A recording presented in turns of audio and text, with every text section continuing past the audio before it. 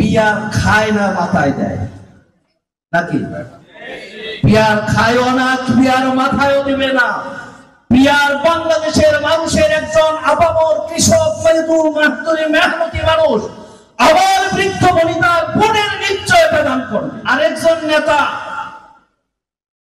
তিনিও একটি দলের, তিনি প্রেসিডিয়ামের অন্যতম, তিনি স্থায়ী কমিটির সদস্য। 2 বছর রাজনীতি করছি, এইটা জীবনে শুনে নাই। বলবো আপনার রাজনীতিতে 64 বছর করাটা বৃথা ছাড়া কিছু নয়। নির্বাচন হলে ক্যাডারদের ভাগ বন্ধ হয়ে যাবে। বিয়ার যদি মহা শুরু হয়, সন্ত্রাসী তাদের বন্ধ হয়ে যাবে। বিয়ার সংবিধানের সাথে সংযুক্ত নয়, এই কথা না?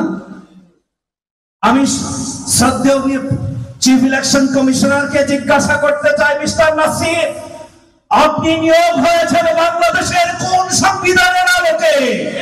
সেটা তো বাংলাদেশের বর্তমান সংবিধানের আলোকে হলে আপনি ইলেকশন কমিশন হতে পারেন না।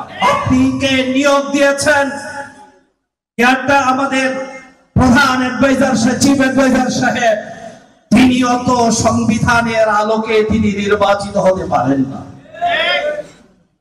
তাহলে আপনি যে কথা বললেন, নিজের সাথে নিজের আত্মঘাতীর সিদ্ধান্ত আসছে, অনুরোধ করব পরিবর্তন করেন, তা না হলে আপনার অধীনে সুস্থ নির্বাচন আমরা আশা করতে পারি না।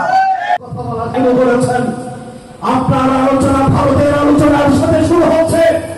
বর্তমান যারা আছেন তারা যেরকম ভারতের সুরে কথা বলছেন, তারা রয়ের সাথে কথা বলছেন, তারা আওয়ামী লীগের দুষ্কৃতের মতো করে তারা কথা বলছেন। অনুরোধ করব একজন থেকে পদত্যাগ করেন, তারা হলে জনগণের মধ্যে এবং জনগণের কথার সাথে প্রতিনিধিত্ব করবে। দাবি পিয়ার পদ্ধতি নির্বাচন দিতে হবে।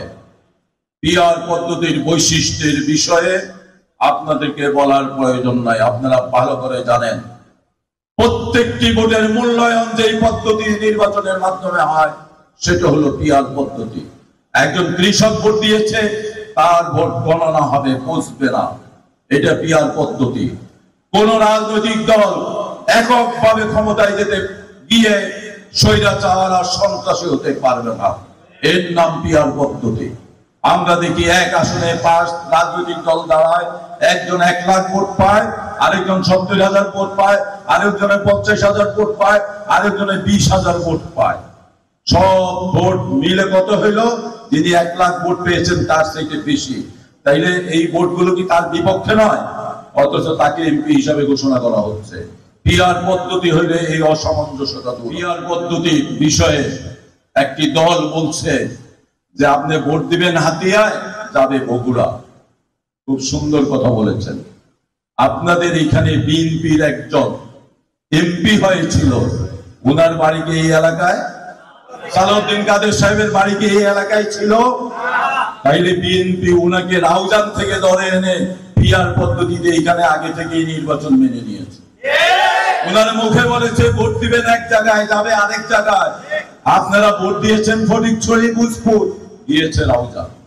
পিয়ার পদ্ধতি তো বিএনপি মেনেই নিয়েছে। কি বলে? খালেদা জিয়া কয় আসনে দাঁড়াতেন? 5 আসনে দাঁড়াতেন। তাইলে 1 আসন ওনার বাড়ি, বাকি 4 আসন কোথায়? কোথায় ভোট দিচ্ছেন, কোথায় যাচ্ছে? বন্ধুগণ, পিয়ার পদ্ধতি মেনেই আপনারা আগে থেকে নির্বাচন করছেন। শুধু সকল জনগণের ভোটের স্বীকৃতির জন্য আমরা এখন আন্দোলন করছি। পিয়ার পদ্ধতির সুবিধা হলো কালো টাকার ছড়াছড়ি হবে না। পিয়ার পদ্ধতির সুবিধা হলো কায়েমি স্বার্থবাদরা আমাদের কেন্দ্রগুলো দখল করবে না চোরের মতো। এটা হলো পিয়ার পদ্ধতি।